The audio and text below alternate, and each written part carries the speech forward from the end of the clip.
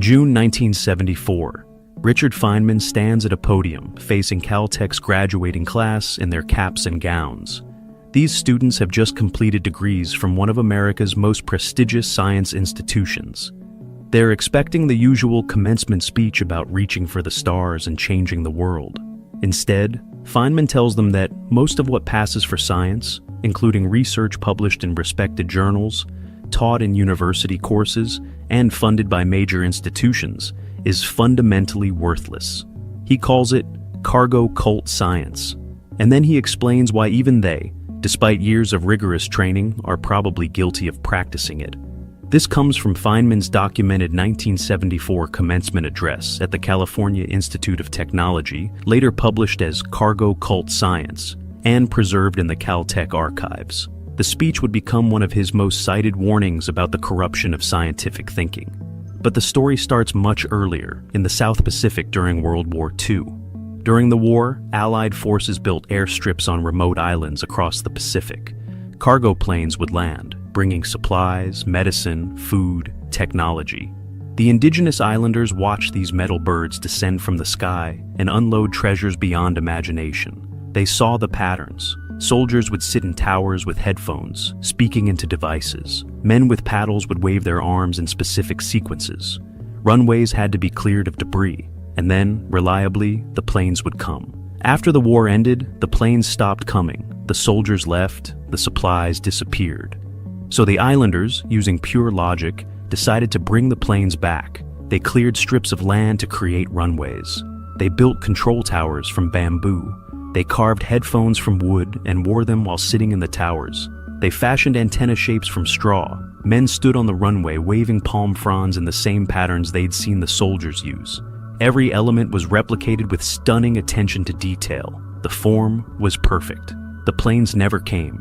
They had everything that looked like an airstrip, everything that appeared to be the conditions for cargo planes to land. But they were missing something fundamental, something invisible. They didn't understand radio waves or flight mechanics or military supply chains. They had copied the form without understanding the substance. To an outside observer, it looked exactly like an airport. To the planes that never came, it was meaningless.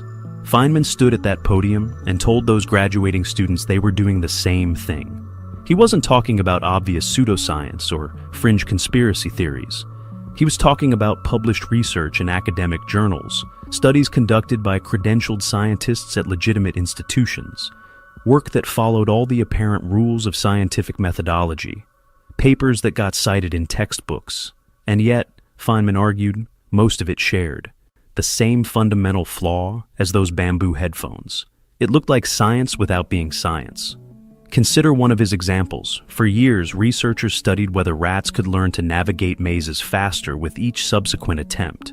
Hundreds of experiments were conducted, papers were published, debates raged in psychology journals. Different research groups claimed different results. Some found dramatic learning effects, others found none. The field churned out study after study, each following proper experimental protocols, each with control groups and statistical analysis. Everything appeared rigorous, but Feynman noticed something. When a researcher finally conducted an experiment accounting for whether the rats could actually hear or smell their way through the maze, not just see the visual cues everyone had been measuring, the learning effects vanished. For decades, researchers had been inadvertently allowing rats to use sensory information no one was controlling for. Every previous experiment, despite following the form of good science, had missed this fundamental variable. The papers weren't fraudulent. The researchers weren't stupid. They had the appearance of scientific rigor, but they lacked what Feynman called scientific integrity. This reveals something crucial about the difference between methodology and integrity. You can follow every rule, cite every source, use every statistical tool correctly, and still produce garbage if you're not honestly trying to disprove yourself. The cargo cult scientist runs the experiment. The real scientist tries to think of every reason the experiment might be fooling them. Feynman gave another example that hit closer to home for physicists. Robert Millikan's famous oil drop experiment measured the charge of an electron, fundamental work that won him the Nobel Prize in 1923. Millikan reported his value with high confidence. His published data showed beautiful consistency. But here's what Feynman discovered when he dug into the history. Millikan's first published value was slightly off. As subsequent physicists tried to replicate his work, they kept getting values slightly different from Millikan's. Each researcher would get a number, compare it to Millikan's prestigious result, assume their own methodology must be flawed, adjust their procedure, and eventually publish a value closer to Millikan's. The next researcher would do the same. For years, the scientific community slowly crept toward the correct value through this chain of partial self-deception. Each physicist thought they were being rigorous. Each followed proper experimental protocols. Each had good reasons to trust Millikan's earlier work. But collectively, they were practicing cargo cult science. They had the form of verification without the substance of genuine independent testing. They were unconsciously tuning their results to match expectations rather than measuring reality cleanly. Feynman emphasized this wasn't about dishonesty. Most cargo cult scientists are sincere.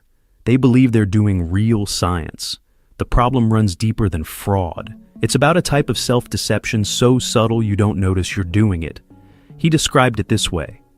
The first principle is that you must not fool yourself, and you are the easiest person to fool. That sentence from the 1974 address cuts to the heart of cargo cult thinking. Your own brain actively works against you seeing your mistakes. You notice evidence that confirms what you believe. You unconsciously discount evidence that contradicts it. You run the experiment until you get the result that seems reasonable, then stop. You interpret ambiguous data in the direction you expect, and every step feels like you're being objective. This wasn't just about scientific research, but about any field where intellectual honesty matters. Cargo cult thinking appears everywhere, in business, in education, in journalism, in policy making, in your own work. Whenever you're going through the motions of rigor without the substance of genuine truth-seeking, you're building a bamboo control tower. Back to that commencement address. Feynman told those graduates about scientific integrity, which he defined as bending over backwards to show how you might be wrong, not just following the rules, not just being thorough, but actively searching for the ways your own conclusion could be mistaken. He said scientists should give all the information that could call their results into question, not hide contrary evidence in footnotes, not emphasize data that supports their hypothesis while downplaying contradictions. Put the ammunition for your critics right in the abstract. He gave a specific instruction. If you're doing an experiment, you should report everything that you think might make it invalid, not only what you think is right about it. Most researchers do the opposite. They report what supports their conclusion and briefly acknowledge limitations only if forced to. They have reasons. They need publications to get tenure. They need funding. They want their ideas to be taken seriously. Every incentive pushes them toward emphasizing confirmatory evidence and minimizing doubt. The system rewards cargo cult science because cargo cult science produces cleaner narratives, more confident conclusions, and easier to publish papers. Real science is messy. It's full of uncertainties and contradictory data and results that don't make sense. Papers that honestly report all that messiness often look weaker than papers that smooth over the complications. So researchers learn to build bamboo control towers, studies that look rigorous but are actually exercises in selective presentation. But then Feynman went further. He told those graduates that they had a responsibility beyond their own research. They needed to refuse to participate in cargo cult science even when everyone around them accepted it, even when it cost them professionally. He said, "You will not only do no particular good, but if you have any reasons for a feeling of pride on the basis of your accomplishment, you will lose it." That's a devastating message for a commencement speech. You spent 4 years earning this degree, and now you're being told that simply following the norms of your field will make your work worthless and drain your accomplishment of meaning. But Feynman wasn't trying to discourage them. He was warning them about the specific trap that catches people who think they're too educated to fall for obvious nonsense. The cargo cult islanders can be forgiven. They had no framework for understanding radio communication or aerodynamics. They were doing their honest best with limited information. But a physicist who cherry-picks data, a researcher who stops investigating once they get the result they wanted, they know better. They have the tools to recognize their own self-deception. They just choose to ignore those tools because building a real control tower is harder than building one from bamboo. Consider how this applies today when you're evaluating expertise. Someone has a degree from a prestigious institution. They've published papers in respected journals. They use sophisticated technical language. They present data in compelling visualizations. They cite sources. Every marker of legitimate expertise is present. But are they practicing cargo cult expertise?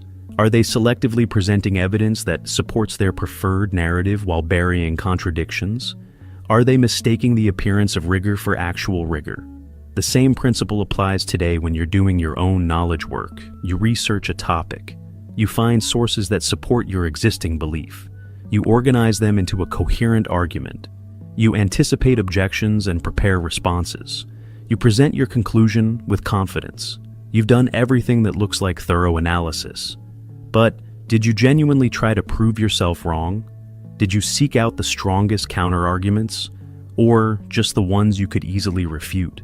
Did you update your belief when you encountered contradictory evidence, or did you explain away that evidence to preserve your original conclusion? Most people go through life building bamboo control towers without realizing it.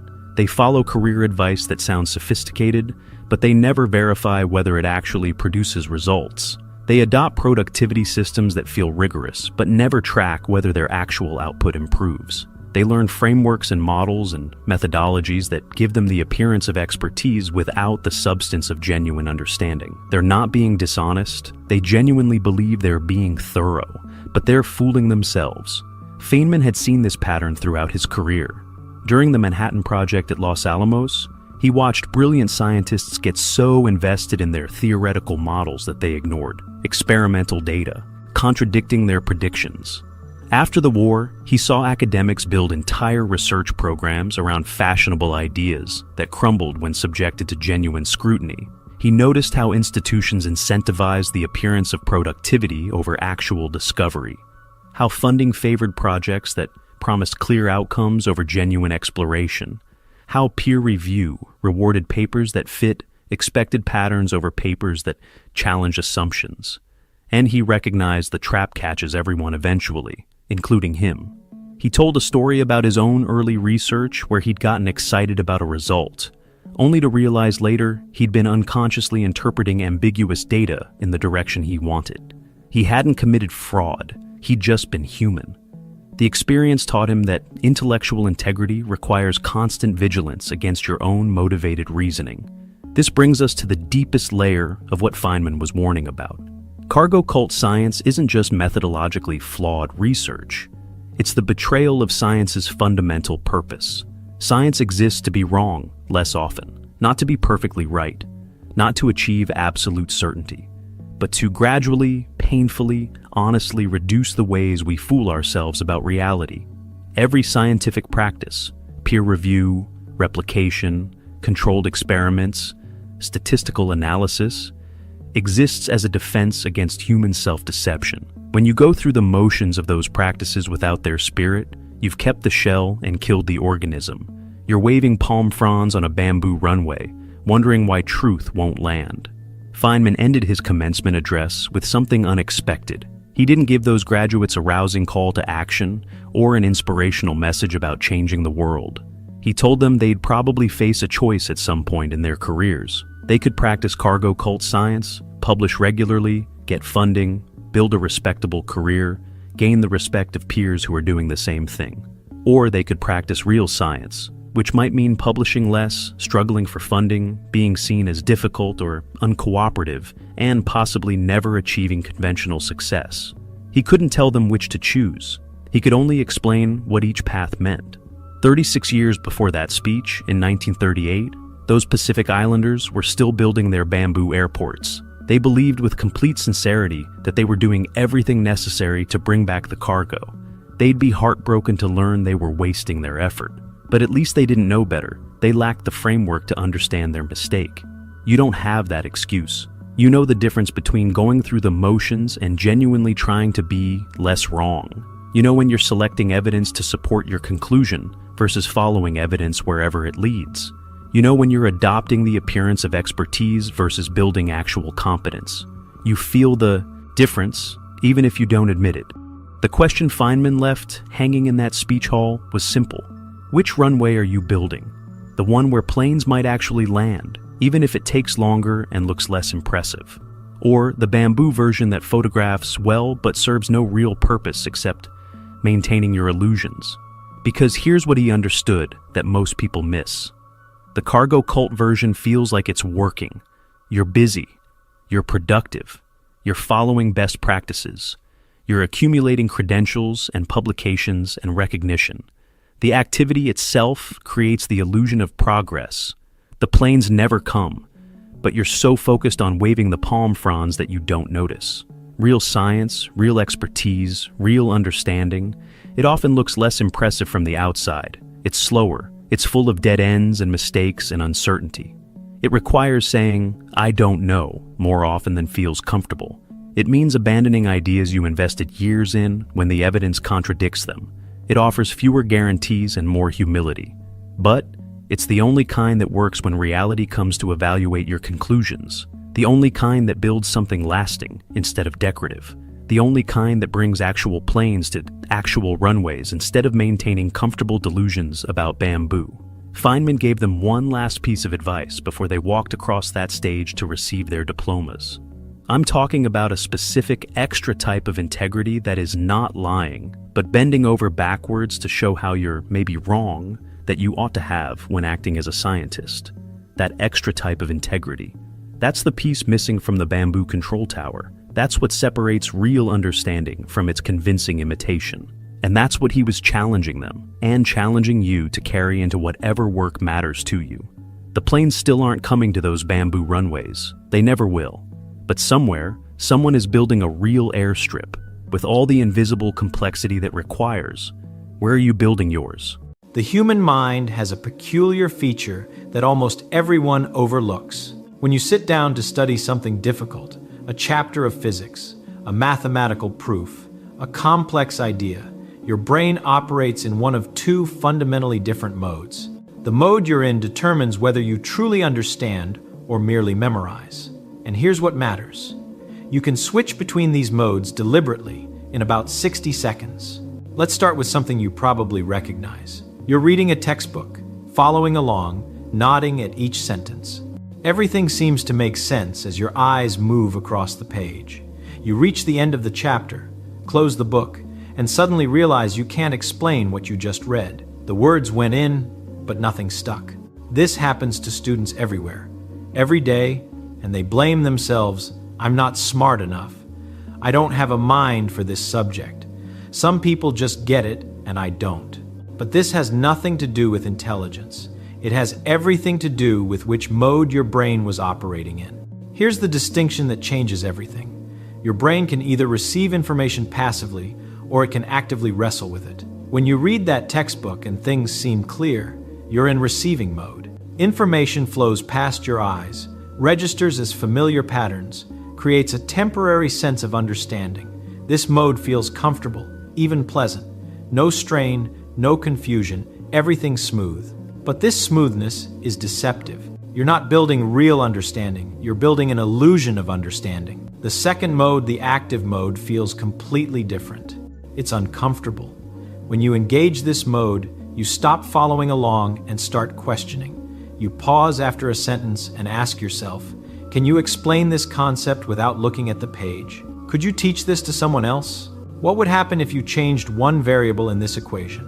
Why does this principle work this way and not another? This mode creates mental friction. Your brain has to work. And that work, that strain you feel, that's exactly what builds genuine understanding. The remarkable thing is this.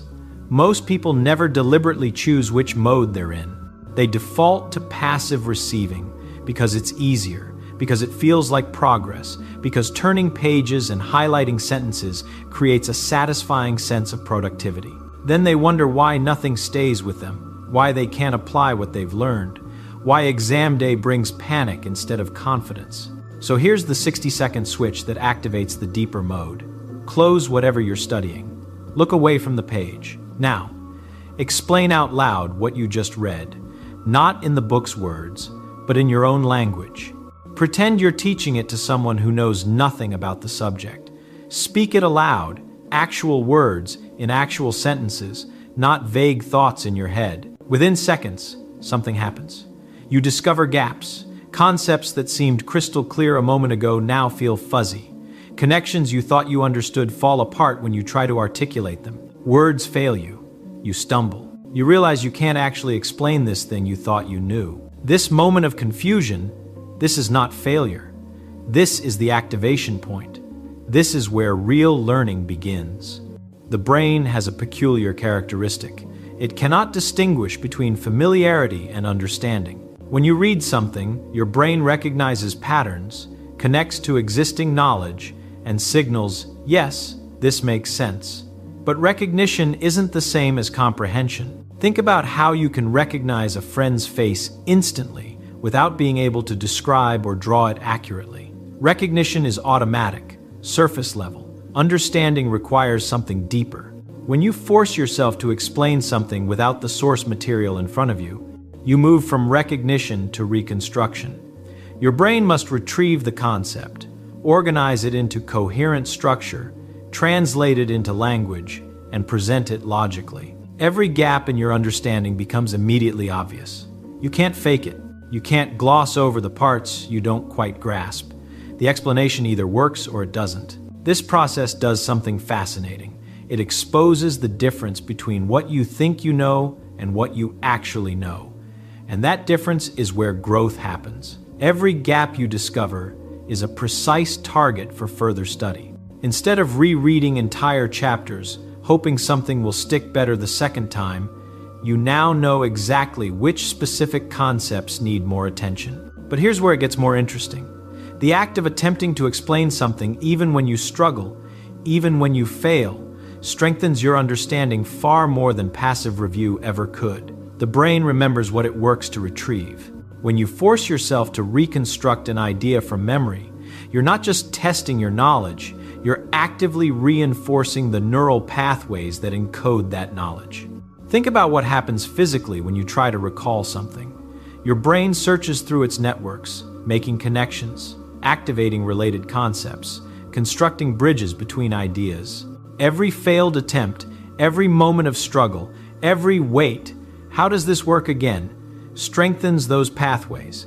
The difficulty isn't a bug in the system, it's a feature. The harder your brain works to retrieve and reconstruct information, the more permanently that information embeds itself. This explains something that puzzles many students. Why cramming the night before an exam produces such fragile knowledge. When you frantically review material hours before a test, everything feels familiar. You recognize concepts, nod along, tell yourself, yes, I know this. But you haven't forced your brain to actively retrieve and reconstruct anything. You've created recognition without understanding. The moment the exam presents that knowledge in a slightly different context or asks you to apply it in an unexpected way, the whole structure collapses. You knew it last night. Why can't you remember it now? Because you never actually knew it. You recognized it. Contrast this with someone who regularly practices active recall. They close the book and explain concepts aloud. They struggle, discover gaps, go back and study those specific points, then try explaining again. They repeat this cycle. By exam day, they've reconstructed those ideas dozens of times. The knowledge isn't sitting on the surface as fragile recognition. It's embedded deep as robust understanding. When the exam throws unexpected questions, their brain has practiced manipulating these concepts in multiple ways. They can adapt, apply, extend what they know. Now, let's go deeper into the mechanism. Why does speaking the explanation out loud matter so much? Why not just think through it silently? The answer lies in how language forces precision. When you explain something in your head, your thoughts can remain vague and impressionistic. You can wave your mental hand at fuzzy concepts and tell yourself, yeah, basically that, without really articulating anything concrete. But when you speak aloud, you must form complete sentences. You must choose specific words. You must organize ideas into sequential order. This requirement for precision exposes every crack in your understanding. Try this experiment. Take something you think you understand well, a process you perform regularly, a principle from your field, a skill you're confident in. Now explain it aloud as if teaching a complete beginner. Don't just describe what to do. Explain why it works this way. Explain what would happen if you changed one step.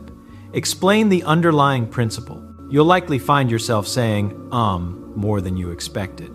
Pausing to find the right words. Backtracking because your first explanation wasn't quite right. Realizing you're using jargon without explaining what it means. Discovering that your understanding was actually a collection of memorized procedures without deep comprehension of the principles underneath. This is valuable information. These struggles show you exactly where your understanding is superficial, and now you know precisely what to investigate further. Here's another layer. Explaining aloud also reveals logical gaps and contradictions that silent review misses. When you read a textbook, your brain automatically fills in missing steps. It papers over logical leaps. It connects dots that aren't actually connected on the page, drawing from your existing knowledge to make things seem more coherent than they are. But when you speak an explanation, you must make every step explicit. If there's a logical gap, you stumble over it. If two ideas contradict each other, the contradiction becomes obvious when you try to state both clearly. This is why the best students don't just study, they teach. Even if they're teaching an imaginary audience, even if they're explaining to an empty room, the act of teaching forces a level of understanding that passive study never reaches. Teachers know this phenomenon well. You never truly master a subject until you've taught it. Not because teaching adds new information, but because teaching demands that you reconstruct the entire logical structure from foundations to conclusions, exposing every weak spot in your grasp. Let's talk about application, because understanding the principle isn't enough. You need to see how to use it practically. Suppose you're studying thermodynamics. You've just read a section about entropy. It made sense while reading. Now close the book. Explain entropy to an imaginary student who's never heard the term. Use simple language. Give examples. Explain why it matters. If you're like most people on their first attempt, you'll stammer something about disorder and energy spreading out, and then peter out. You might remember the formal definition you read 10 minutes ago, but can you explain what it actually means? Can you give a concrete example? Can you say why this concept is important enough to have its own word? Go back to the book. Find exactly what you couldn't explain. Read that section again, but this time actively.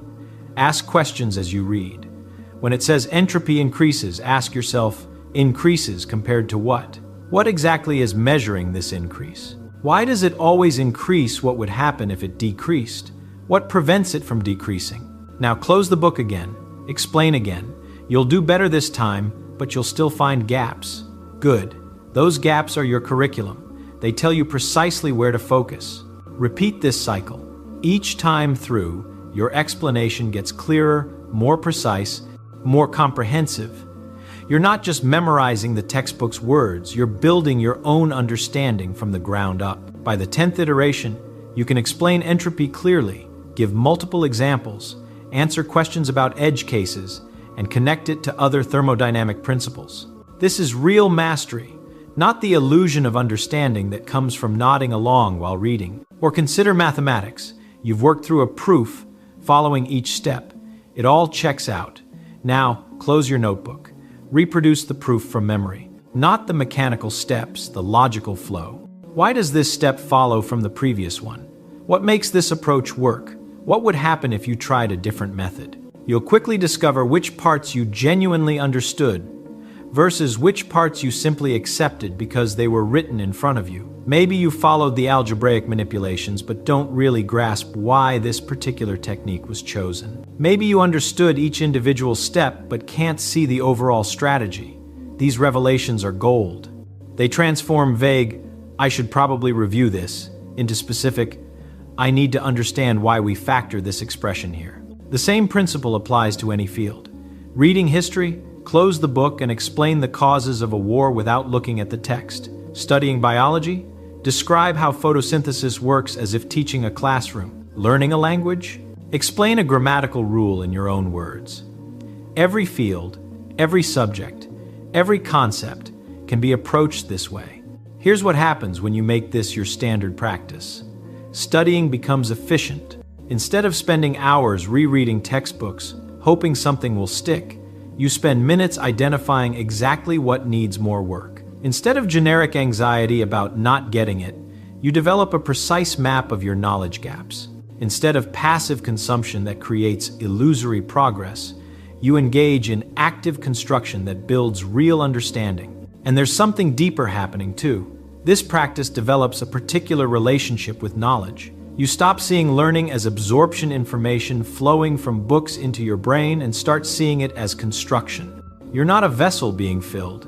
You're a builder assembling understanding piece by piece, testing each connection, ensuring everything fits together properly. This shift in perspective changes everything. When something doesn't make sense, you don't blame yourself for being stupid. You recognize it as a signal. There's a piece missing from your construction, a connection that needs strengthening, a principle that requires deeper investigation. Confusion becomes useful feedback rather than a source of frustration. You also develop what might be called intellectual honesty. You can no longer fool yourself about what you know.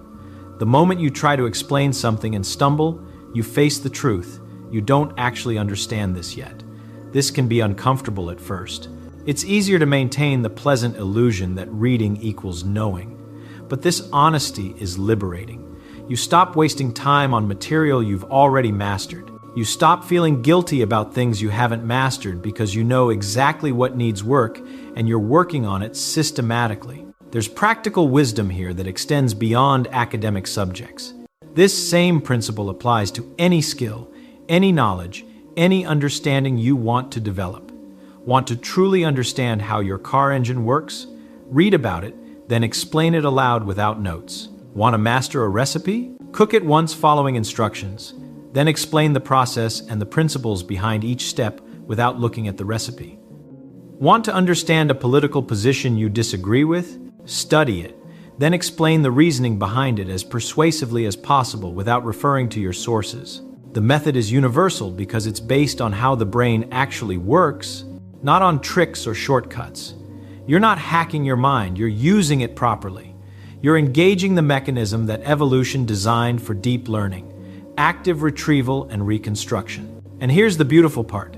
This 60-second practice closing the material and explaining aloud costs you almost nothing in time but multiplies the value of every minute you spend studying. 1 hour of active recall beats 5 hours of passive rereading. You learn more, retain longer, understand deeper, all while spending less total time studying. The brain is not a tape recorder that stores information exactly as received. It's a dynamic system that strengthens whatever it actively uses. Every time you force your brain to retrieve and reconstruct knowledge, you're telling it, this matters, keep this accessible, maintain these pathways. Every time you passively reread without testing yourself, you're telling your brain, this is just noise, no need to prioritize it. So the question isn't whether you have time to practice active recall. The question is whether you can afford not to.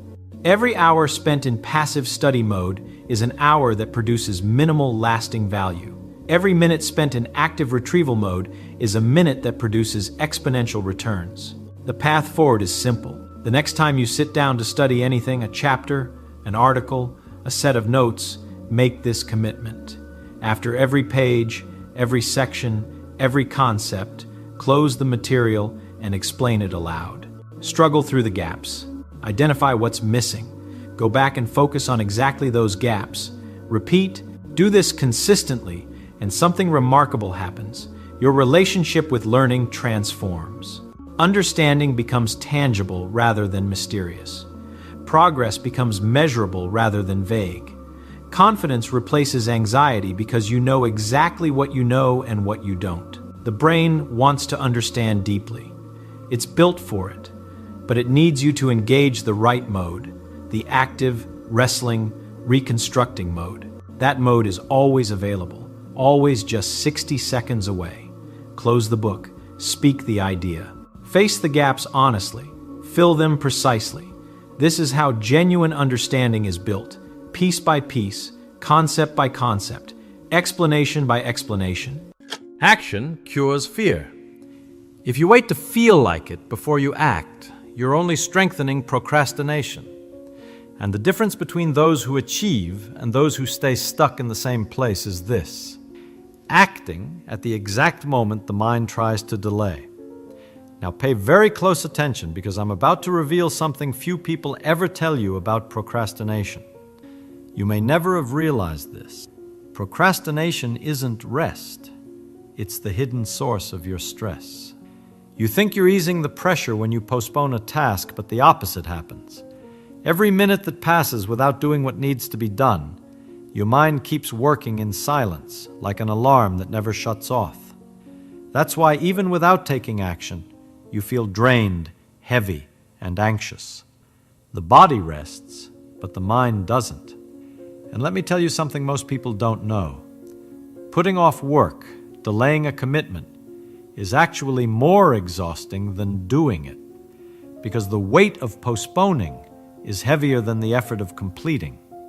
When you decide to delay, your mind doesn't forget. It keeps reminding you over and over. When you try to relax, the thought pops up. When you try to sleep, your brain whispers, "You still haven't done it." It's like carrying a debt that never stops charging interest. But when you finally face the task and get it done, something powerful happens inside you.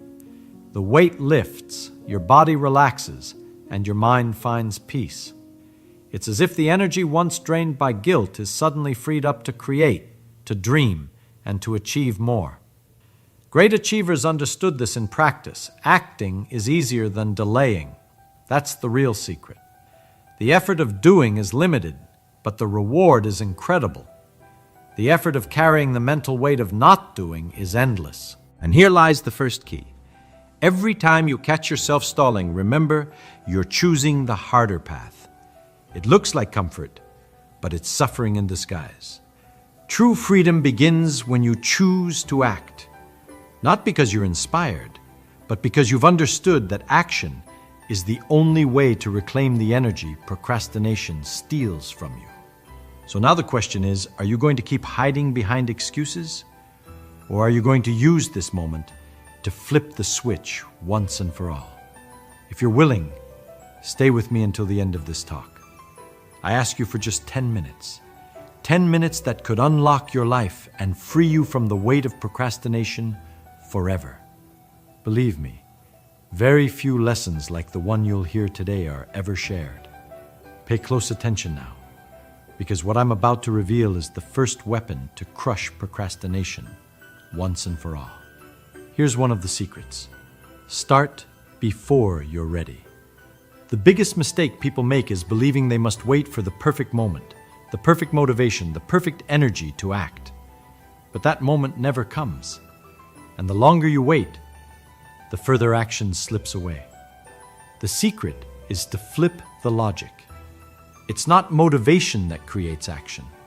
It's action that creates motivation. And here's something that may change the way you think about action. A person with little knowledge but who decides to take a step forward is already miles ahead of someone with all the knowledge in the world who refuses to move. Those who know little but take action achieve more than those who know much yet remain still. Because it's not the size of what you know that defines your future. It's the size of the step you take. Stagnant knowledge is like still water. It evaporates with time. But action, even when imperfect, is like a flowing river. It carves a path, learns along the way, and grows stronger with every mile it moves forward. So here's an exercise that can transform your life. Whenever you feel that urge to delay, commit to just 2 minutes of the task. Just 2 minutes. Pick up the notebook and write the first line. Open your computer and organize the first file. It doesn't matter what the task is. Break the resistance with the smallest possible action. And something almost magical happens. Once you begin, even for 2 minutes, the energy shifts. The mind that resisted starts to cooperate. The body that felt heavy finds rhythm. And here is the second key. The power of simply beginning, even without knowing everything. Great achievers aren't different from you. They only learned this one secret. Never wait to be ready. That's the greatest secret. They understand that perfection comes along the way, not at the beginning. And if you apply this, you'll realize that the act of starting is already half the victory. So, when procrastination tries to trap you again, remember, don't fight it by waiting for strength. Beat it by taking a step. Start small, but start now. Pay close attention now. Destroying procrastination is not a single act. It's a way of life. It's no use starting today only to fall into the same traps tomorrow. You need to build within yourself a system so simple and so strong that procrastination finds no space to grow. The secret is in turning small victories into daily discipline. Every time you act, no matter how small the action, you're training your mind to obey action instead of doubt. You begin to create a pattern. That pattern becomes character, and character shapes destiny.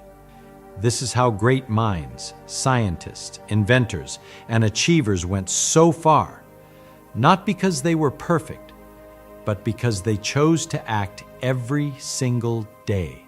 Procrastination isn't only about what you fail to do, but about the pattern you reinforce each day. Every time you delay, you're training your brain to delay again. But every time you act, even in something small, you're training your mind to act again. This is how habits are born, through small, invisible repetitions that, when added together, create an unbreakable force.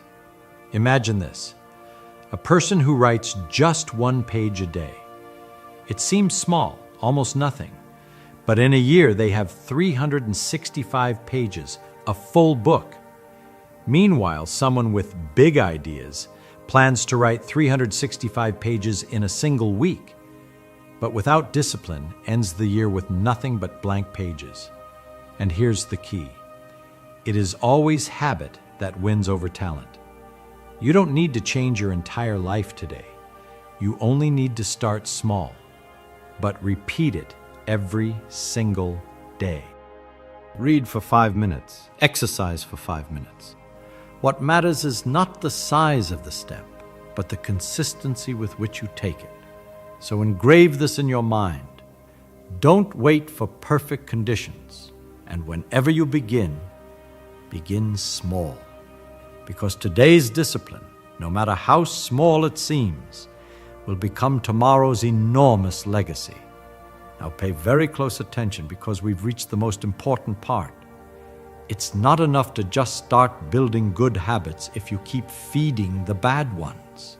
It's like trying to fill a leaky bucket.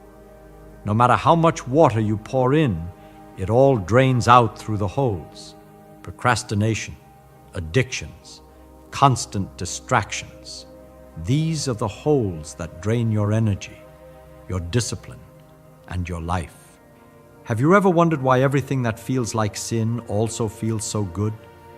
It's because almost everything that feels good pulls you into the pit. Everything that gives you immediate pleasure without discipline comes with a heavy price. The world offers sweet shortcuts that in the end lead straight into a hole. Overeating, drinking without control, the comfort of laziness, endless distractions. All of these seem to ease the moment, but they are quietly stealing your life. The drink that corrodes your health, the screen that robs your days. Immediate pleasure almost always hides a long-term prison. And here's the truth most people don't want to hear. If something gives you pleasure but weakens you, it isn't pleasure, it's poison. It's like a fire that warms you for an instant but then burns everything around you. The problem isn't pleasure itself, but being enslaved to it. When you live chasing what feels good and easy, you lose the strength to build what is great and lasting. Addictions always sell the illusion of freedom, but they always deliver chains. You think you're choosing, but in reality you're being chosen, dominated, controlled. And there's only one way to break free. Decide that no momentary pleasure will ever be greater than the extraordinary life you were meant to live. Discipline may taste bitter at first, but it's discipline that brings true pleasure. The pleasure of achieving, of feeling proud, of looking in the mirror and seeing someone free. Because the pleasure of sin lasts for a moment, but its weight can last for years. So next time temptation comes, remember, what feels good now may be the very thing digging your grave. But if you have the courage to say no to the immediate, you are saying yes to the future you've always dreamed of. And here's the key. The human brain is always searching for reward. If you only feed it cheap, easy rewards, it gets used to crumbs. But if you train your mind to wait for and pursue greater rewards, you teach your soul to choose greatness over mediocrity. Trading immediate pleasure for the satisfaction of achievement is an act of maturity. It's deciding that your life is worth more than a few seconds of relief. It's understanding that true pleasure isn't found in what you consume, but in what you build. And here's the decision you need to make. The next time temptation comes, ask yourself, do I want 5 minutes of pleasure or a lifetime of pride? The answer to that question defines your destiny. So start before you're ready. Take the first step, even if it's small. Replace immediate pleasure with the satisfaction of achievement. Feed good habits every day and cut out the ones that drag you down. And now the greatest secret of all. Without it, nothing is possible. Understand that you will make mistakes. You will fall, you will fail, you will procrastinate at times, and that's okay. To err is human. What separates failures from the successful is not the absence of mistakes, but the ability to rise and keep going. Persistence through habit. True power doesn't come from always getting it right, but from getting it wrong less and less.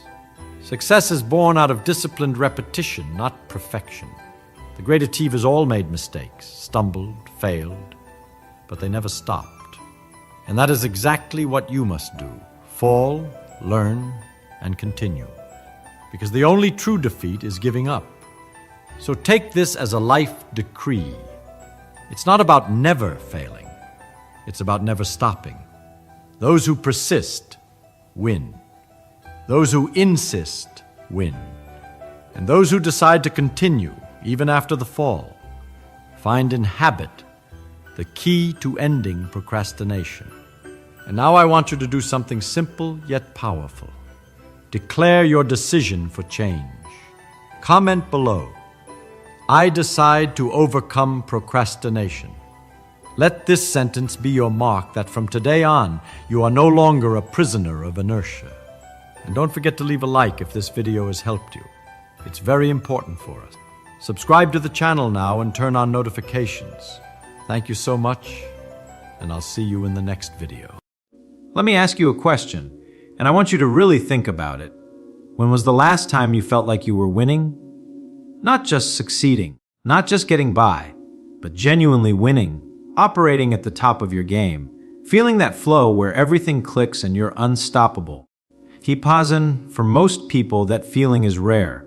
Maybe it happened once during a great project at work. Maybe in college when everything made sense. Maybe never. But for Richard Feynman, that was his default state for decades. He didn't just win once. He didn't have one breakthrough and then fade away like so many brilliant people do. He kept winning, over and over. In physics, in teaching, in problem solving, in life. Nobel Prize, check. Revolutionary discoveries, check. Best teacher anyone had ever seen, check. Author of best-selling books, check. Cracked the Challenger disaster when NASA couldn't, check. Ice walk across stage. And here's what's crazy, he made it look effortless. While everyone else was grinding and struggling and burning out, Feynman was playing, having fun, and still beating everyone. How? How did he build a mind that never stopped winning? That's what I'm going to show you today. Because Feynman wasn't born this way. He built this, deliberately, with specific practices and principles that anyone can adopt. And I'm going to break down exactly what he did, not just tell you inspiring stories, though there will be plenty of those, but give you the actual blueprint, the specific mental architecture that made Feynman unstoppable. Because here's the thing, you can build this too. Maybe you won't win a Nobel Prize, But you can build a mind that keeps getting sharper instead of duller, that keeps solving problems instead of being overwhelmed by them, that keeps winning instead of just surviving. Let's start with the foundation. The very first thing Feynman did that changed everything. Forget intensees. He refused to accept anyone else's thinking as his own. Let me tell you what I mean by that. Most people go through life with borrowed thoughts. They believe things because their parents believed them. They think things because their teachers taught them. They accept ideas because experts said them. Their minds are filled with other people's conclusions, other people's frameworks, other people's limitations, not Feynman. Share this a story when Feynman is a kid, maybe 6 or 7 years old. His father takes him for walks. And during these walks, his father does something unusual. He doesn't just point at things and name them. He makes Richard think about them. They see a bird, and his father says, "See that bird? What do you think it's doing?" Richard says, "It's pecking at its feathers. Why do you think it's doing that? Maybe to clean itself? Maybe. Or maybe to get rid of parasites. Or maybe just because it feels good. How would you figure out which one?" Pause it. You see what's happening here? His father isn't giving him answers. He's teaching him to think, to observe, to question, to figure things out for himself. And this becomes Feynman's operating system. He doesn't accept, he investigates. He doesn't believe, he verifies. He doesn't memorize, he understands. Feynman's direct statement, this is the first piece of the winning mind. Radical intellectual independence. Most people outsource their thinking. They let the world tell them what to believe. And then they wonder why they're stuck, why they can't solve problems, why they never break through. Because they're not thinking, they're repeating. Feynman thought. And that made all the difference. Let me show you what this looked like in practice. This story is one of my favorites. Tell this with energy. Richard Feynman is at Princeton, working on his PhD. And there's this tradition where physics students challenge each other with difficult problems.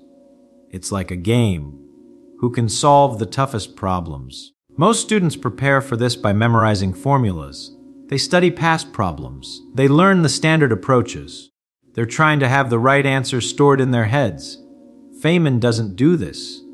When someone gives him a problem, he doesn't search his memory for the right formula. He derives what he needs from first principles. Right there, on the spot. Engsart gesture working it out, and here's what's amazing. He often solves problems faster than the people who memorize the solutions. Because he's not searching through mental files. He's building the answer in real time from basic principles he deeply understands. His classmates think he's showing off, but he's not. He genuinely doesn't see the point in memorizing things he can figure out. Make the point, this is intellectual independence in action, and it gives him two massive advantages. First, he actually understands what he's doing. When something changes, when a problem is slightly different from what he's seen before, he can adapt. The memorizers are lost. Feynman adjusts and keeps going. Second, his understanding gets deeper every time he uses it. Every time he derives something from first principles, he reinforces that understanding. He's building strength. The memorizers are just accessing stored data. They never get stronger. Let's walk to the other side. So the first piece of building a winning mind is this: stop accepting other people's thinking. Start thinking for yourself, from the ground up, every time. Now let's talk about the second piece. And this one is going to challenge you. Feynman built his mind by deliberately seeking confusion. Let that land. Most people avoid confusion. Confusion feels bad. It feels like failure. It feels like you're stupid. So people run from it. They stick to what they already understand. They avoid topics that confuse them. They give up when things get unclear. Feynman ran toward confusion. He sought it out. He loved it. Why? Because he understood something profound. Confusion is where learning happens. I explain this. When you're comfortable, you're not learning. You're just reviewing what you already know. You're staying in place. But when you're confused, your brain is encountering something new. Something that doesn't fit your current mental models. Something that requires you to think differently. That discomfort, that's growth. That's your brain building new connections. That's your mind expanding. Feynman didn't just tolerate this, he engineered it. Share this story. There's this amazing moment at Caltech. Feynman is already famous. He's got the Nobel Prize. He's a legend. And he starts attending biology lectures. His colleagues are confused. Why are you going to biology lectures? You're a physicist. Shouldn't you focus on physics? And Feynman says something interesting. He says, I'm bored with physics problems I know how to solve. I want to be confused again. I want to feel stupid again. That's when I'm learning. Pause, eh? Think about that. A Nobel Prize winner actively seeking situations where he feels stupid, deliberately putting himself in uncomfortable learning situations. Why? Because he knew that's where growth happens. That's where his mind would expand. That's where new insights would come from. Get direct, most people. The moment they achieve success, they retreat into what they know. They become experts in their narrow field and they stay there. Safe, comfortable, stagnant. Their minds stop growing, and eventually they stop winning. Feynman never did this. He kept putting himself in situations where he was a beginner, where he was confused, where he had to struggle. And every time he did this, his mind got stronger, more flexible, more capable. Give another example. When he's in his 60s, Feynman gets interested in computing. Not because he needs to use computers, he can do all his calculations by hand, but because he's curious about how they work. So he starts learning theory of computation, algorithms, computer architecture, and he's confused. This isn't his field. He doesn't have the background. But he leans into it. He asks questions. He struggles through concepts. He lets himself be a beginner. And from that confusion, from that willingness to not know, he makes breakthrough insights about quantum computing that computer scientists had missed. But make the point clear. This is the second piece of the winning mind. Embrace confusion. Seek it out. Let yourself struggle. Let yourself be a beginner. Because every time you do, you're building new neural pathways. You're expanding your capabilities. You're becoming more than you were. The people who avoid confusion stay the same. The people who embrace it keep growing. Which one are you? Now let's talk about the third piece. This one is tactical. This is about how Feynman actually processed information differently than everyone else. So get into teaching mode, and Feynman had this thing he'd do. When he encountered new information, a new concept, a new theory, anything, he wouldn't just read about it or listen to it. He'd immediately try to explain it to himself in the simplest possible terms. Not just understand it, explain it as if he were teaching it to a child. And here's the key. When he got stuck, when he couldn't explain something simply, he knew that's where he didn't really understand it. Tell this story. There's this famous incident.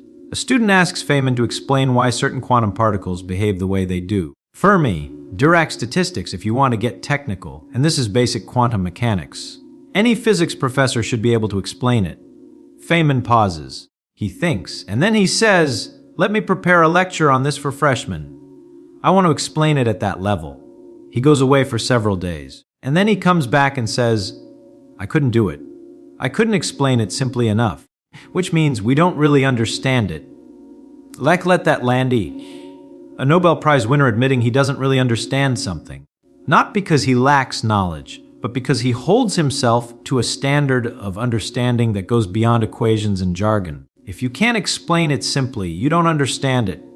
Make this practical fee. This became Feynman's test for everything. And it's incredibly powerful. Because when you try to explain something simply, you can't hide behind complexity.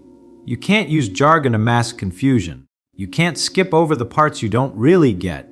You're forced to actually understand deeply, completely, from the ground up. And this does something amazing to your mind. It builds what I call true understanding as opposed to surface knowledge. Contrast, these surface knowledge is when you can repeat what you've heard. You know the terms, you can pass a test, you can sound smart in a conversation. But true understanding is when you can explain it to anyone, when you can apply it in new situations, when you can connect it to other concepts, when you can build on it. Surface knowledge makes you temporarily informed. True understanding makes you permanently capable. Point, Feynman built true understanding of everything he touched. And that's why he could solve problems nobody else could solve. He wasn't working from memorized formulas. He was working from deep understanding that he could manipulate and apply in novel ways. So the third piece of the winning mind is this: always translate knowledge into simple explanations. If you can't explain it simply, you don't really understand it yet. Keep working until you can. Now we get to the fourth piece, and this one is about energy management. I walk across stage. Here's something nobody talks about. Feynman never burned out. Never. Think about that. This guy worked on the atomic bomb under insane pressure. He solved some of the hardest problems in physics. He taught thousands of students. He wrote books. He served on committees. He investigated disasters. Decades of intense intellectual work. And he never burned out. Never lost his energy. Never lost his edge. How? Because he understood something that most people miss. Your mind needs play to stay sharp. Tell the story with passion. After Feynman wins the Nobel Prize, something interesting happens. He gets depressed. Not because he's disappointed. Winning the Nobel Prize is incredible. But because physics has stopped being fun. It's become serious, important, about his reputation, about living up to expectations, about being Richard Feynman, Nobel Prize winner. The joy is gone. And without joy, even genius-level work feels like grinding. So one day he's in the Caltech cafeteria, and he sees a student throw a plate in the air. The plate wobbles as it spins, and Feynman thinks, "Ha! I wonder what the relationship is between the wobble and the rotation. The gesture, the motion." And just like that, he's interested again. Not because it matters, not because it'll lead to publications or awards, but because it's interesting, because it's play. So he works out the physics of the wobbling plate, just for fun, just because he's curious. And from that play, from that return to joy, comes some of his most important work. The work that won him the Nobel Prize in the first place grew out of these playful explorations. Vazir, to slow down, this is the fourth piece. Your mind needs play to stay in a winning state. Most people think productivity means constant seriousness, constant focus, grinding, optimizing every minute. And what happens? They burn out. Their minds get tired. Their creativity dies. They start making worse decisions. They lose their edge. Feynman never made this mistake. He built play into his life deliberately. Bongos, drawing, safecracking, working on random physics problems that didn't matter, exploring biology just for fun. People thought he was wasting time, but he wasn't. He was maintaining his mental energy. He was keeping his curiosity alive. He was preventing burnout. Kedar, get direct, and this is crucial for building a winning mind. You can't be on all the time. You can't grind constantly. Your brain isn't a machine. It needs variety. It needs play. It needs things that are interesting for their own sake. When you give your mind this, it rewards you with better performance when you need it, more creativity, more energy, more insight. When you don't, it shuts down. You might still be productive in a mechanical sense, but you lose the edge. You lose the magic. Action item, what do you do just for fun? What do you explore just because it's interesting? What do you play with that has no practical purpose? If your answer is nothing, you're sabotaging your own potential. You're draining your mental battery without recharging it. Build play back into your life, not as a luxury, as maintenance, as fuel for your winning mind. Let's move to the fifth piece. This one is about how Feynman handled being wrong. And it's completely different from how most people do it. Arsar share this of Feynman loved being wrong. No, seriously, he loved it. Most people hate being wrong. It feels like failure. It's embarrassing. It threatens their self-image, so they avoid it. They defend their positions. They rationalize. They double down rather than admit error. Feynman did the opposite. When he discovered he was wrong about something, he got excited, because it meant he was about to learn something. Tell this story. There's this moment at Los Alamos. Feynman is young, in his 20s, and he's working with Niels Bohr. The Niels Bohr, one of the founders of quantum mechanics, a living legend. And Feynman disagrees with him about something. Most young physicists would keep quiet. You don't contradict Niels Bohr. That's like contradicting Einstein. But Feynman speaks up. He presents his reasoning. He argues his point, and Bohr explains why Feynman is wrong. Completely wrong, and Feynman immediately accepts it.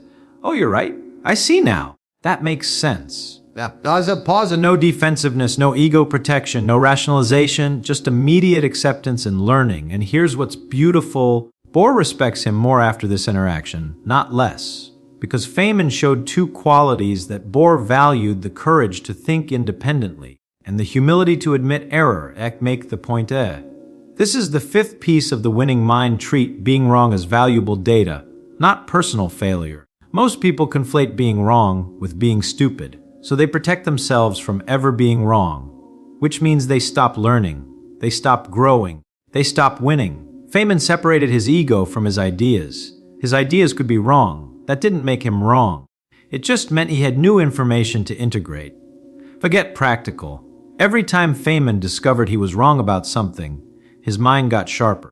Because he updated his understanding, he corrected his models, he refined his thinking. The people who are never wrong, they're not actually right all the time. They're just not updating their thinking. They're staying static. And in a dynamic world, static means falling behind. The winning mind is one that updates constantly, that treats errors as course corrections, not catastrophes. When's challenge? When's the last time you admitted you were wrong about something? Not just agreed to disagree, but actually said, I was wrong. I see that now. Thank you for correcting me. If you can't remember, your mind has stopped updating, which means it stopped improving. Now we get to the sixth piece, and this one is about how Feynman built his knowledge base differently than everyone else. Efre explained this. Most people accumulate knowledge like they're collecting stamps. They learn something here, something there. Disconnected facts, isolated concepts. They have a lot of information, but it's all in separate boxes. Feynman built knowledge like a web, everything connected to everything else. Every new piece of information got integrated into his existing understanding, creating new connections, new insights, new possibilities. Let me show you what I mean. Share this example. Feynman learns physics. Obviously, that's his field. But he doesn't just learn physics in isolation. He connects it to everything. He learns biology and thinks. How does physics apply here? How do quantum mechanics explain biological processes? And he helps found the field of biophysics. He learns about computing and thinks. How do physical laws constrain computation? And he invents the concept of quantum computing. He learns art and thinks. How does light and color work? What's the physics of perception? And his understanding of both art and physics deepens. For his gesture connections, every new thing he learned connected to multiple other things. His knowledge wasn't siloed, it was networked. And the more connections he built, the more powerful his thinking became. Because insight happens at the intersection of ideas. Innovation happens when you connect concepts from different domains. Problem solving happens when you can draw on multiple frameworks simultaneously. Make it clear, this is the sixth piece: build a networked mind, not a filing cabinet mind. When you learn something new, don't just store it. Connect it. Ask, how does this relate to what I already know? What principles does this share with other things I've learned? Where else might this apply? Every connection you make strengthens your understanding and increases your capability. Feynman's mind was so powerful not because he knew more facts than other physicists, but because he had more connections between what he knew. He could see patterns others missed. He could apply insights in unexpected ways. He could solve problems others couldn't even frame properly. But what's your point? That's what a networked mind does. And you can build this too. Every time you learn something, spend 5 minutes connecting it to 3 other things you know. Force yourself to find the links. Over time, you'll build a knowledge web that's far more powerful than any collection of isolated facts. Let's talk about the seventh piece. This is about how Feynman maintained his edge over decades. Hey, get serious. Most people peak in their 30s or 40s. They do their best work, and then they coast. They might stay productive, but they're not breaking new ground. They're not making breakthroughs. They're trading on past insights. Feynman kept making breakthroughs into his 70s. His mind never stopped getting sharper. How? Because he never stopped being a beginner. He never stopped learning completely new fields. Share this as in his 60s, Feynman essentially starts over in biology. He attends undergraduate biology lectures. He reads basic biology textbooks. He asks naive questions. He's willing to be the guy who doesn't know. The guy who needs things explained. The beginner, and this keeps his mind flexible, sharp, young. Weather explain. When you become an expert in one field and stay there, your mind optimizes for that field. You get really good at that specific type of thinking. But you lose flexibility. You lose the ability to think in fundamentally new ways. But when you regularly put yourself in beginner situations, you maintain that flexibility. You keep building new neural pathways. You keep expanding your capabilities. Make it practically. This is the seventh piece: never stop being a beginner. Always have something you're learning from scratch. It doesn't have to be related to your career. In fact, It's better if it's not. Learn a musical instrument. Learn a language. Learn to paint. Learn about ancient history. Learn about mycology. Whatever interests you. The content doesn't matter as much as the process of being a beginner, of struggling, of being confused, of building new understanding from the ground up. That process keeps your mind sharp, keeps it flexible, keeps it in a winning state, a challenge. What are you a beginner at right now? What are you learning from scratch? If the answer is nothing, you're letting your mind calcify. Start something new this week. Now we're getting to the 8th piece, and this one is subtle but incredibly powerful. Slow down. Feynman had this unusual relationship with success. He pursued it, but he wasn't attached to it. Let me explain what I mean. As Sucker tell this story, when Feynman is working on quantum electrodynamics, the work that will eventually win him the Nobel Prize, he's not thinking about Nobel Prizes. He's not thinking about awards or recognition or career advancement. He's thinking, this is interesting, I want to understand this. I want to figure this out. The work itself is the motivation. The understanding is the reward. I contrast this as, compare that to most people. Most people do things for the outcome, for the degree, for the promotion, for the recognition, for the money. And here's what happens. When you're focused on the outcome, the work feels like a grind. Every day is just a step toward the thing you actually want. You're not engaged with what you're doing. You're just enduring it to get to the result. And this makes you worse at the work, because you're not fully engaged. You're not curious about it for its own sake. You're just trying to get through it, make the point. But when you're focused on the work itself, when you're intrinsically motivated, the work feels different. It's engaging. It's interesting. It's its own reward. And paradoxically, this makes you better at it. You notice more. You think deeper. You persist longer. You do higher quality work, which means you get better outcomes. Not because you were chasing outcomes, but because you were so focused on the process that excellence emerged naturally. Share the principle. This is the 8th piece. Focus on the process, not the outcome. Love the work, not the rewards. Feynman loved physics. He loved thinking about how the universe worked. He loved solving problems. He loved understanding things. The Nobel Prize was nice, but it wasn't why he did the work. The work itself was why he did the work. And this sustained him for decades. He never burned out because he was never grinding toward a distant goal. He was enjoying the present process. Get direct. Most people have this backwards. They think, once I achieve this outcome, then I'll be happy. Then I'll feel successful. Then I'll enjoy my work. But it doesn't work that way. If you don't enjoy the process, you won't enjoy the outcome either. You'll just set a new goal and start grinding toward that. The winning mind is the one that finds joy in the process. That's intrinsically motivated. That does things because they're interesting, not just because they lead somewhere. Action.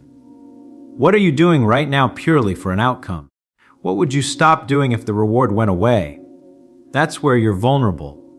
That's where you're not building a winning mind. Now find something you do even if there was no reward. Something you find intrinsically interesting. And spend more time there. That's where your best work will emerge. Let's move to the 9th piece. This is about how Feynman recovered from setbacks, and his approach was completely different from what most people do. Tell this story. Feynman's first wife, Arline, dies of tuberculosis while he's at Los Alamos. He's in his 20s, devastated. This is the person he loved most in the world, and he deals with it in an unusual way. He throws himself into work, but not in a I'm distracting myself from pain way. In a I'm going to honor her by living fully way. He doesn't let grief paralyze him. He doesn't let it define him.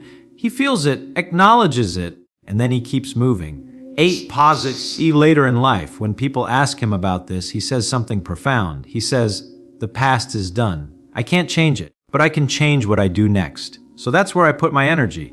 If I explain the principle, this is the 9th piece. Move forward from setbacks immediately. Don't dwell. Don't ruminate. Feel what you need to feel, then redirect your energy toward what you can control.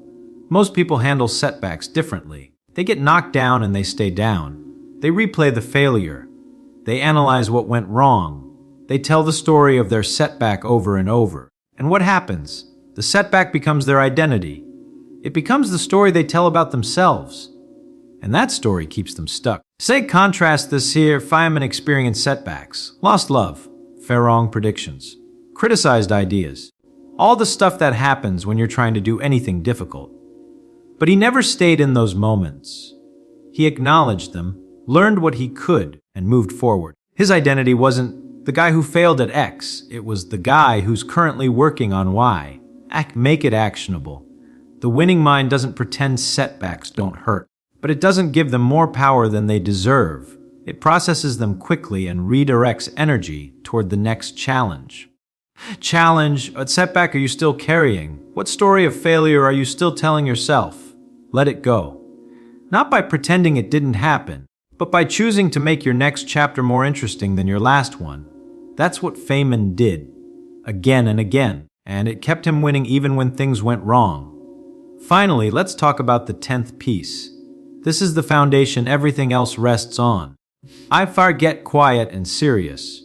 Feynman built a mind that never stopped winning because he genuinely didn't care what other people thought about him. Not in an arrogant way, not I'm better than you way, but in a I'm going to be myself regardless of your opinion way. Face share this, he plays bongos at a strip club. Colleagues think it's undignified. He doesn't care. He refuses to wear academic robes. Administration thinks it's disrespectful.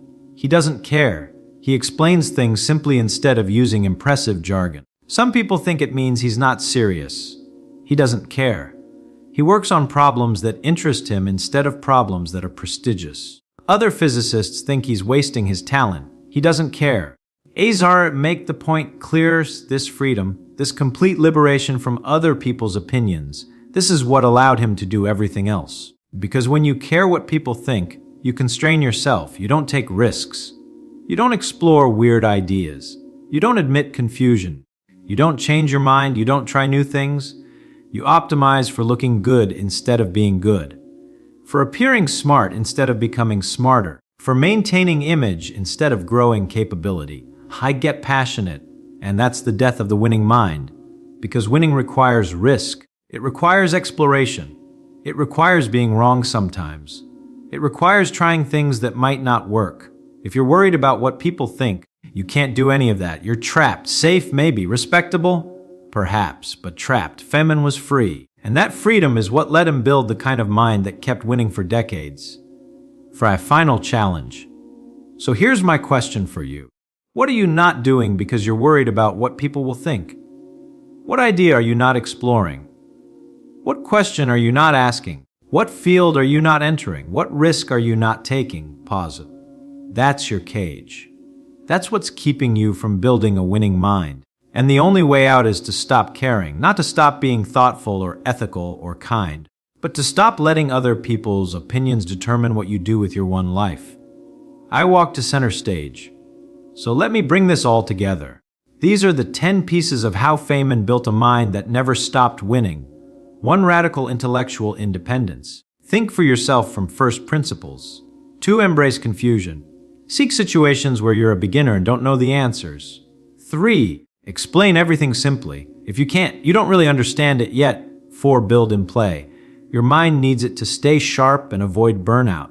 5. Love being wrong. It's data that makes you better. 6. Build a networked mind. Connect everything to everything. 7. Always be a beginner at something. Keep your mind flexible. 8. Focus on process, not outcomes. Love the work itself. 9. Move forward from setbacks immediately. Don't let them become your identity. 10. Stop caring what people think. Be free to explore and risk and try. Slow down airs. These aren't complicated. They're not secret. Feynman lived them openly for his entire life. The question is, will you? Because here's what I know. If you adopt even 3 of these pieces, your mind will start changing. You'll notice yourself solving problems you couldn't solve before, making connections you couldn't make before, recovering from setbacks faster, maintaining energy longer. If you adopt all 10, you'll build a mind that keeps winning. Maybe not Nobel Prize winning, but winning at whatever matters to you, and doing it with joy, with curiosity, with growth. At Jet Emotional, Feynman died at 69, cancer, and in his final days someone asked him if he had any regrets. He said, "No. I got to play. I got to understand things. I got to be curious. What more could anyone want? Pause us. That's what these 10 pieces give you. Not just success, not just achievement, but the ability to fully engage with your life, to keep growing until the very end, to stay curious and energized and effective, to build a mind that never stops winning. Final direct address, so pick one piece, just one, the one that resonated most with you, and start building it into your life this week. Maybe it's explaining things simply. Maybe it's embracing confusion. Maybe it's building in more play. Maybe it's stopping caring what people think. Pick one. Start there and watch what happens. A fox smile, your mind is more capable than you know, more flexible than you realize, more powerful than you've ever tapped into. Feynman proved it's possible to build a mind that keeps getting better instead of declining, that keeps winning instead of plateauing. Now it's your turn to prove it to. Thank you. Yes, sir. Beat. And if you want to keep exploring how to build a mind like Feynman's, if you want more specific techniques and practices and insights from his life, do me a favor, like this video and subscribe to the Mind of Richard Feynman channel. We're breaking down exactly how one of history's greatest minds worked and showing you how to apply those same principles to your own life. Join us. Let's build winning minds together.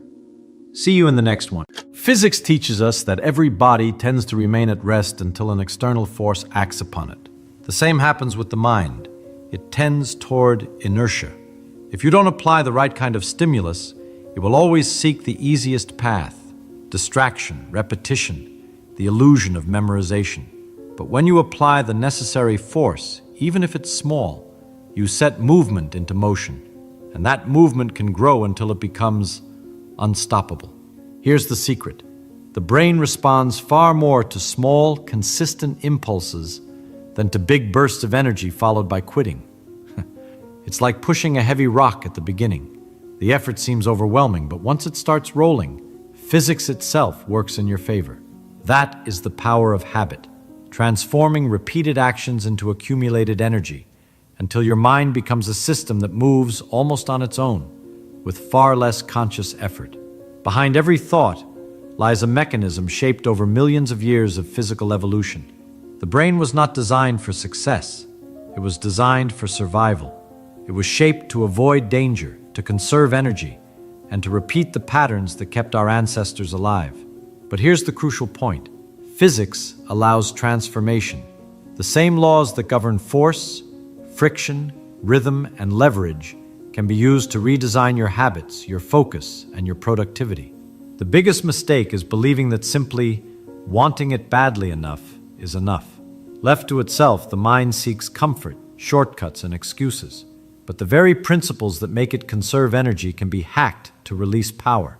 Reduce unnecessary friction, distractions, repetitive decisions. Create leverage, triggers that multiply minimal effort, and establish rhythm, cycles that generate consistency. When you master these three forces, you create an environment where the right action becomes the path of least resistance. Learning means simplifying down to the essential. If you can't explain something clearly, you haven't truly understood it. When you translate a complex idea as if you were teaching it to someone younger, you strip away the noise, uncover gaps in your reasoning, and create smooth surfaces for thought to flow. That clarity is not just intellectual. It transforms behavior because it illuminates the exact next step. Transformation is not mystical. It is mechanical. You will learn to position points of support, internal and external levers, to smooth out surfaces, remove friction that slows you down, to establish cadence, the rhythm that sustains action, and to build radical clarity, simplicity that reveals the essential. From now on, treat your mind as a physical system. Design, test, measure, refine. That is how you create, with rigor and elegance, a successful mind. Now, picture your mind as an electrical circuit. Every negative thought is like resistance, reducing the flow of energy. Every focused thought is like a clean conductor, letting the current run stronger. When you eliminate noise, useless worries, limiting beliefs, digital distractions, you reduce resistance and increase the power of your own mind. Clarity becomes the perfect conductor. and the result is absolute focus. Physics also shows us the importance of frequency. A steady wave can break through any barrier given enough time. In the same way, when you repeat a practice every day, no matter how small, you create mental vibrations that shape your identity. It's not about brute force. It's about rhythmic consistency. That's why just 10 minutes of daily reading can be more transformative than a single marathon study session. Now, imagine applying this vision to your own brain. You create movement when the mind wants to stop. You channel energy through the paths of least resistance. You establish frequency and rhythm until your identity rewrites itself. This is the invisible engineering of success. It's not about thinking positive. It's about using the very laws of physics to transform your mind into a field of creative energy. When physics meets discipline, the mind stops being a weight that holds you back and becomes the lever that launches you into the future you desire. And here lies the key. Gravity is the invisible force that keeps planets, stars, and galaxies in orbit. Nothing escapes its field of attraction. The same thing happens inside your mind. Every thought you repeat generates a gravitational field that pulls new ideas, emotions, and behaviors in the same direction. If you think small, you create a narrow orbit. If you think big, you expand the universe around you. Pay close attention now, because this is one of the greatest secrets of transformation. Your mind always attracts what resonates with your dominant thoughts. Constantly thinking about failure creates a field where opportunities seem to vanish, as if sucked into a black hole. But focusing on discipline, abundance, and learning generates positive gravity that attracts people, ideas, and paths that once seemed invisible. That is why you must carefully choose the direction of your mental orbit. Negative gravity is treacherous. Thoughts of doubt, fear, and comparison pile up until you become a prisoner of them. But positive gravity is born when you deliberately choose to plant thoughts of action, purpose, and confidence. At first, it's like a small star, fragile, still forming. But as you feed it with consistency, that field grows so strong that everything in your life begins to align with its energy. Now imagine yourself as a planet that can break free from a toxic orbit and enter a new trajectory. To do that, you need escape velocity, and that force is created by the daily repetition of new thoughts until they become stronger than the old ones. It's like igniting a sun inside you. Your gravity changes, your light grows, and what once seemed impossible begins to orbit naturally around you. Understand this. You don't attract what you desire just once. You attract constantly what your mind feeds on every single day. If you sustain focus, discipline, and a clear vision, you generate a gravitational field so powerful that nothing can stop your rise. And when that happens, it's no longer you chasing victory. It's victory being pulled into your orbit. Just as coal only becomes a diamond when it is subjected to enormous pressure, your mind only reaches its strongest form when it faces resistance. It is in friction, in tension, in moments of weight, that the brain stops being just a machine of survival and begins to forge itself into a mind of success. To run away from pressure is to waste the chance to become something rare and valuable. Picture steel being tempered by fire. First, it is heated until it nearly breaks, then plunged into extreme cold to gain hardness. That cycle of extremes is what gives it incomparable strength. The same is true of your mind. Every challenge, every criticism, every apparent failure is part of the forging process. Pain does not come to destroy you, it comes to shape you. Mistakes are not signs of weakness, they are the raw material of growth. Most people chase comfort zones, forgetting that prolonged comfort weakens the mind. Muscles grow because they are subjected to tension, and the mind expands when it is challenged. When you face a problem that feels larger than you, you are actually stretching your limits. And every time you return stronger, you are proving that pressure doesn't destroy you, it polishes you. Now, picture yourself as a diamond in formation. At first, you look like nothing but formless coal, common, dull, without shine.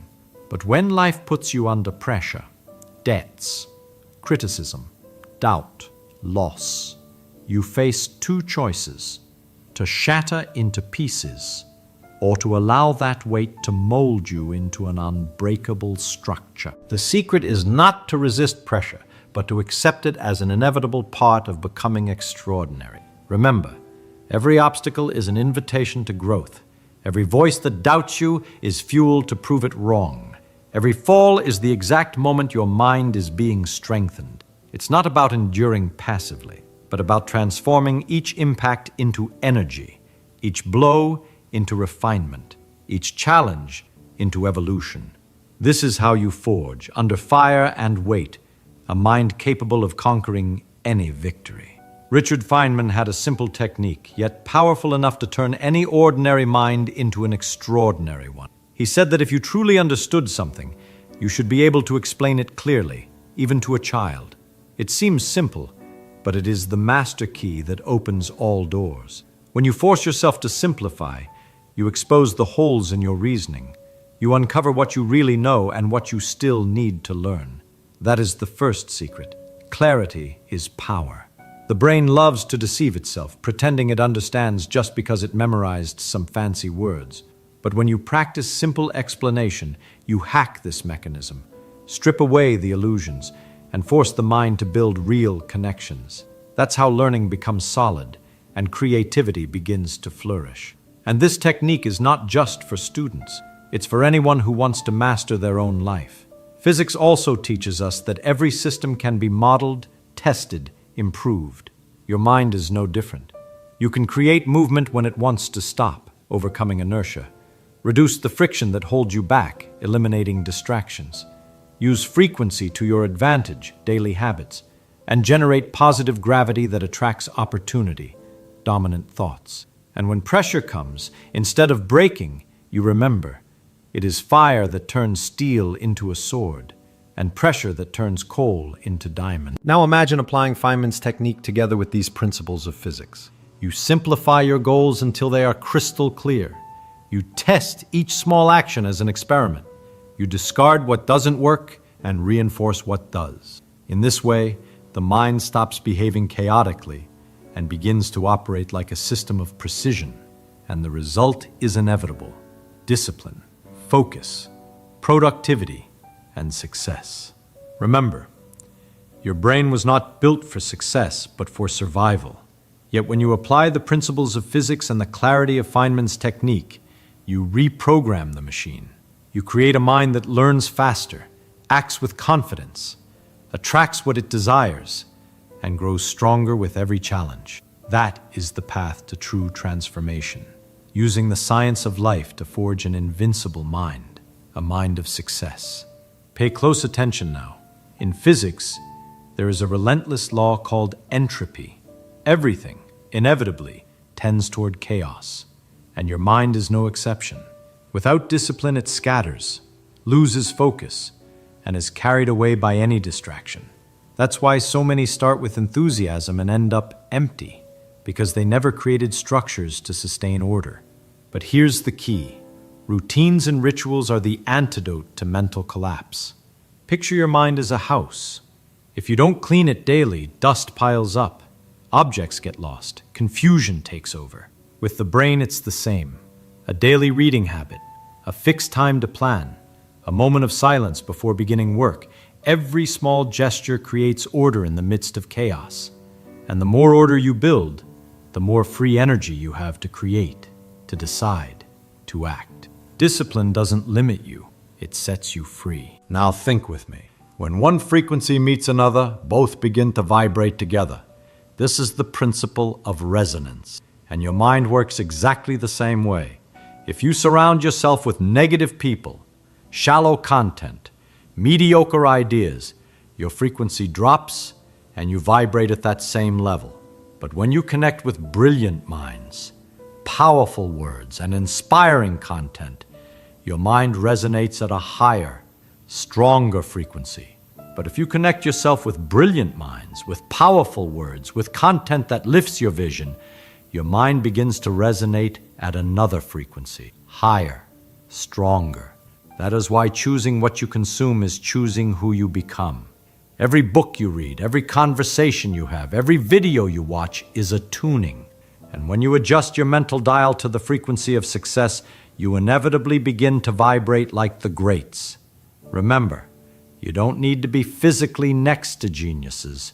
You only need to be in contact with their ideas. That alone is enough for your mind to learn to vibrate as they do. And here lies another secret, the domino effect. A small action triggers a chain reaction. Never underestimate the power of a minimal habit. 5 minutes of study can multiply into an hour of focus. A simple act of gratitude can open the door to an avalanche of positive thoughts. A quick walk can trigger a wave of productivity for the rest of the day. The mind loves continuity, and every domino you push starts a flow that can completely transform your life. Now picture the universe. It does not stop. It does not shrink. It does not retreat.